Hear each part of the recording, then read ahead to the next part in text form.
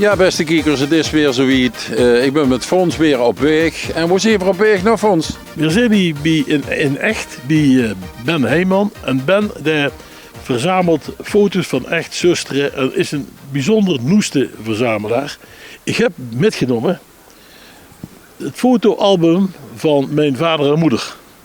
En ik denk dat hij dat hartstikke leuk vindt. Gewoon eens even kijken. Ja, Lorenzie, kijk eens door. We gaan naar binnen toe. Dag Ben, wie is het met dich, joh? Hoi, Tom Baledonk. Hallo. We verrassen dich, maar we komen dich bezoeken vanwege een hele speciale kwaliteit. Hij verzamelt foto's van Echt zusteren, geschiedkundige foto's. En ik heb het fotoalbum metgenomen van mijn vader en moeder. Waar je al heel lang op aan het wachten bent, hè? Ben je op het wachten? Ja, dat is me een jaar geleden beloofd, zoals te brengen. Belofte maakt schuld. Ja, maar Fons komt wel. Hij komt of hij komt niet. Maar zullen we eens even gaan kijken? Ja, zeker, kom binnen.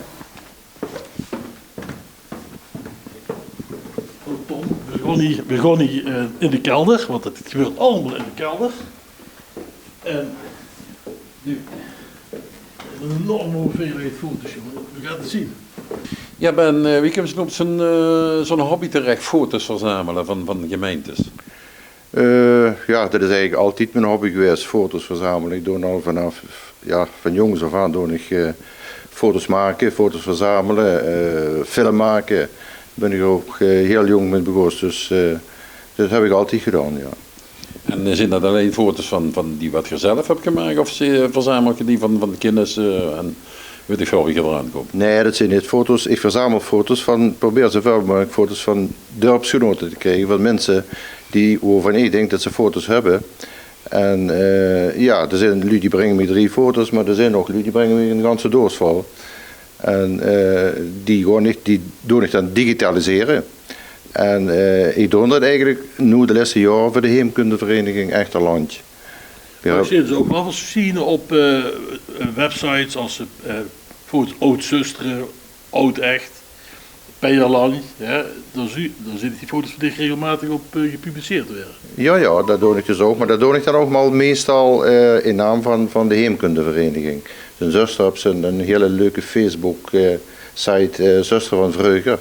En ik heb een heel archief van zusteren. Nou, die plaats ik er dus ook op. En dat is wel leuk om de reacties dan te krijgen van de lui. Wat is de meest bijzondere reactie die ze door gekregen hebt ooit? Nou, ik zit er altijd, bijvoorbeeld nu zuster of whatever, ik zit er altijd op Bron Echterland, dat is de heemkundevereniging.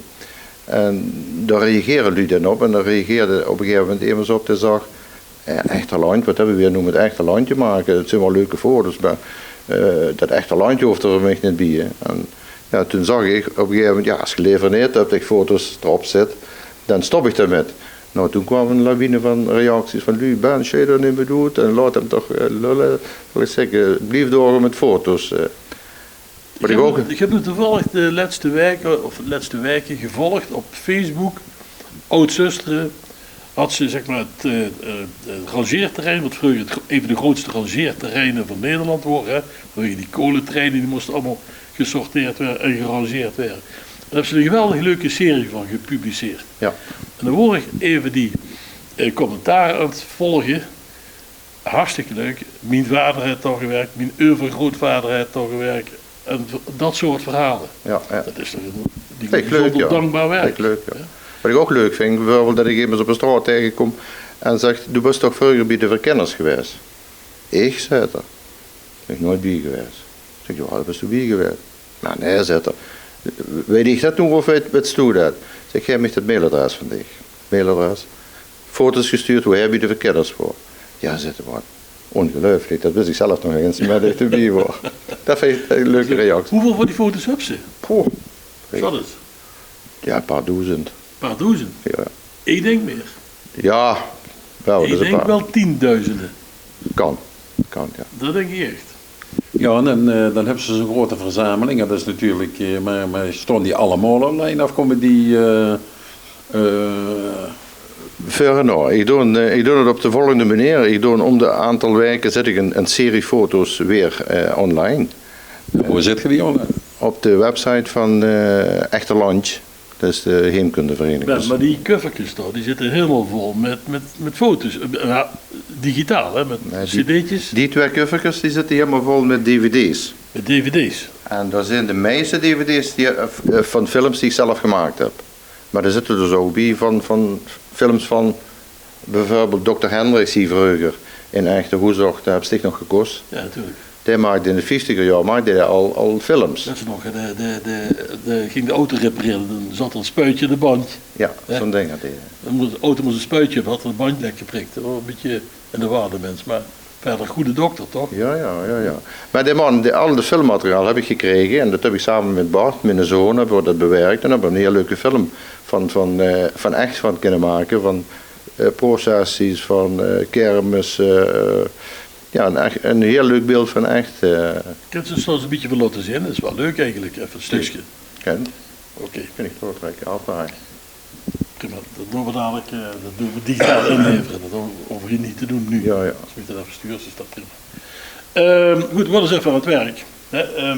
We gaan eens even aan het werk, we gaan eens even kijken wat ze hebben. En we gaan eens even in de album van mijn vader en moeder kijken. Ja. Als ze doorgaat en herkent. Ja.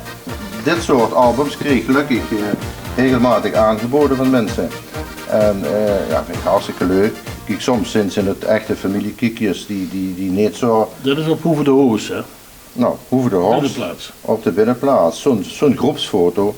Ja, als ik die bij mij op de site zit, dan kreeg ik altijd gigantisch veel reacties van. Daar zijn wel mensen op terug te kennen. Daar zijn dan mensen. Ja, nu is het een beetje moeilijk, maar als ze ingescand hebben, dan kunnen ze ze vergroten. Mijn peetoom Fons zal erop staan, denk ik. Dat zou best kunnen, ja.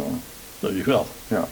En dan heb ik een broer van mij, die is, gaat ouder als ik, die kent ook ontzettend veel lui, dus die zit regelmatig hier, oh dat is die. Ja, dit is gewoon super om daar foto's uit te halen. Ja, en doe kent ze mij dan uiteraard ook over veel foto's gaat vertellen. Hier, dat is onze auto van vroeger. Ja, daar heb ik al een leuke foto van. Die heb ik trouwens van dicht gekregen. Oké. Ja. Dit achter is bij de magneet, de schuur, bij de schoonzaak. Ja. Dat ben ik zelf. Oké. Dat is niet Voor de veranderd. Voor de winkel, ik word toen al burgemeester, Ja. toch, met zijn dikke boek. Ja, daar leeft mijn hobby van, hè, van dit soort. Of de mensen kun je aan de deur een heel zak met foto's. Maar eigenlijk moeten ze die toch betalen voor dit soort werk. Het is toch museaal werk wat ze doen. Nee, dat hoeft niet. De bus natuurlijk niet alleen verzamelaar van geboeien, maar daar hebben ze ook veel carnavalsoptochten gefilmd en gefotografeerd en veel activiteiten. En wat veel mensen in echt weten, maar veel mensen dat boeten niet. De bus is natuurlijk ook jarenlang voorzitter geweest van EVV, de voetbalclub hier. Ja. En dat was ze niet voor niks, dat was namelijk een groot voetballer. Ja. En ik heb me laten vertellen dat er een foto is van Dick als voetballer. Althans, er is een foto geprobeerd te maken, maar er was zo snel als voetballer dat ze op die foto niet te zien was meer. Ja, klopt. Dat is in de tijd geweest, dat is slotertijd van die foto's. Daar worden nog niet zo wie nu. Hè. Dus, en ik word zo snel, als je op dat knopje gedrukt houdt, dan word ik alweer weg. Hè. Dus er zijn maar een paar foto's waar ik dan opsta. Dan laat ik je straks even laten kijken. Maar die zo doen ze wel eens in. Die laat ik je dadelijk kijken. En dan wens ik tegen verder veel succes toe met dit verhaal en die werk hier. Want ik vind het geweldig leuk, voor echt. En ik hoop dat heel veel gemeentes dat zo doen. Want dat is historie terughalen en veel mensen hebben er plezier van. Het zien van hun verleden, dat is echt zo. Tot de volgende keer bij Loerensie Kiekenstal.